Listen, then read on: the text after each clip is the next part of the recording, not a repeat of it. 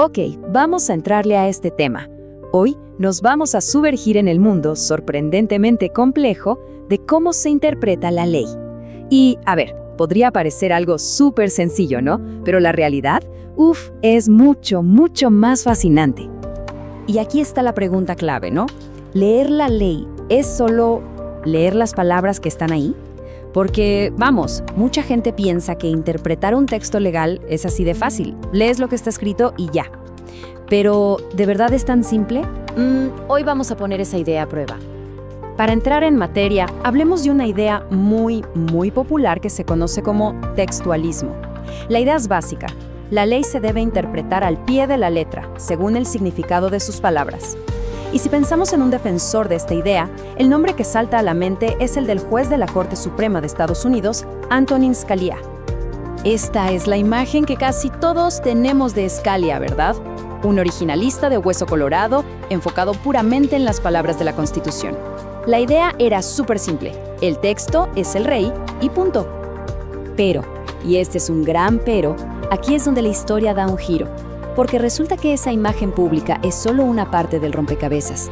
En la práctica, su método real para tomar una decisión era mucho más complejo. Iba, como dice aquí, más allá del texto. Ok, entonces, si no era solo el texto, ¿qué más había? Bueno, es como si tuviera una caja de herramientas secreta. Y eso es justo lo que vamos a hacer. Abrirla para ver los 4 instrumentos clave, que no estaban en el texto, que el juez Scalia usaba para interpretar la mismísima Constitución. Y aquí las tenemos. Este es, digamos, el mapa de su método. Y les aseguro que para muchos, esta lista es una verdadera sorpresa. ¿Por qué no? No se trata solo de buscar palabras en diccionarios del siglo XVIII.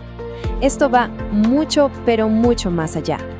La primera herramienta es el razonamiento estructural. ¿Qué significa esto? Pensemos que es como ver los planos de un edificio en lugar de solo leer la descripción de una habitación. Se trata de mirar el diseño completo de la Constitución, su arquitectura, y de ahí sacar reglas específicas que se derivan de los principios generales, incluso si esas reglas no están escritas palabra por palabra.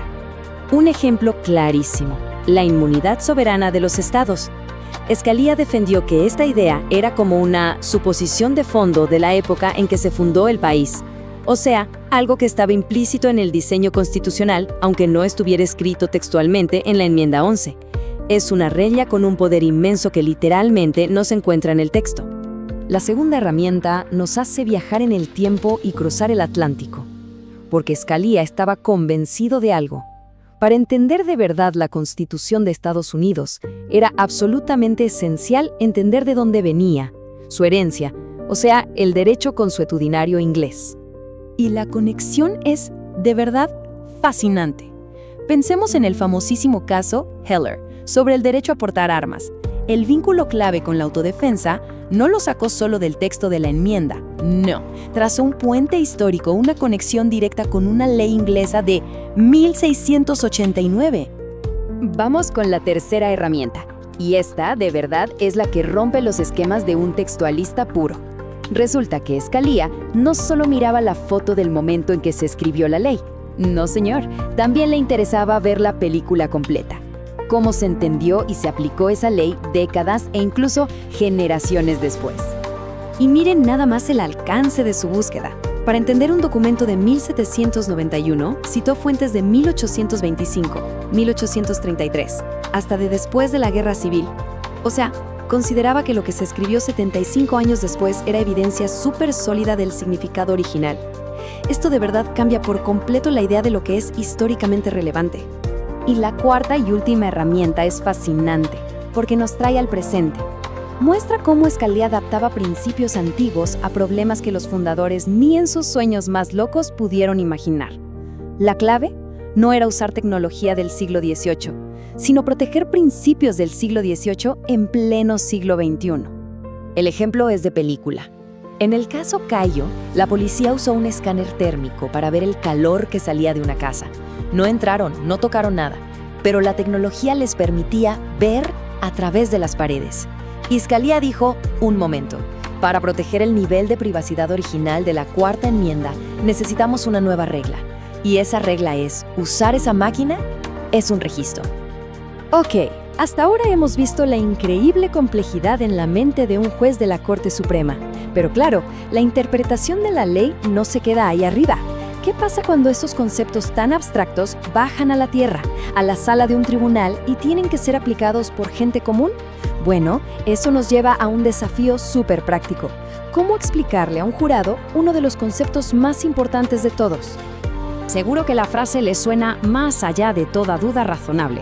La hemos oído 1000 veces en películas y series. Es, literal, la piedra angular de la justicia penal. Pero, ¿qué significa exactamente? Pues definirlo con precisión es una tarea titánica. Y ahí está el dilema. Si para un experto como Scalia interpretar la ley requiere todo ese arsenal de herramientas que vimos, ¿cómo se supone que un tribunal le explique a un jurado un concepto tan escurridizo como la duda razonable? Bueno, un caso llamado Víctor contra Nebraska nos va a dar algunas pistas. Muchas veces el problema está en las propias palabras. El lenguaje evoluciona y las palabras que se usaban en las instrucciones para un jurado hace siglos, aunque en su momento eran perfectas, hoy pueden significar algo completamente diferente. Por ejemplo, tomemos la expresión evidencia moral que se usaba en las instrucciones. Hoy suena algo ético, ¿no? Pero en 1790, uno de los primeros jueces de la Corte Suprema, James Wilson, la definió como evidencia sobre cómo funcionan las cosas en el mundo real. Tenía que ver con hechos, con pruebas empíricas, de los asuntos humanos, nada que ver con la moral. Y aquí está el choque de significados.